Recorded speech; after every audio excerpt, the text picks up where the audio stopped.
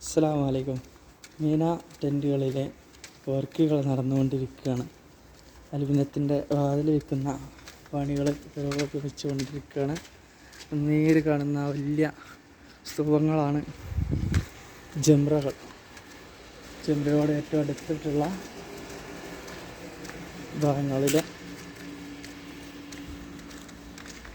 ടെൻറ്റുകൾ, അതിൽ വെച്ചിട്ടുള്ള അലുമിനിയത്തിൻ്റെ പണികൾ, അതുപോലെ മറ്റു പല പണികളും.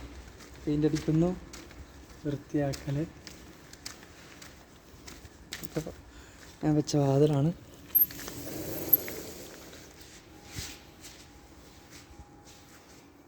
ഇനി ഒരുപാട് പണി ബാക്കിയുണ്ട്. AC ഒക്കെ വെക്കാനുണ്ട്, ഫർഷ് ഇടാനുണ്ട്.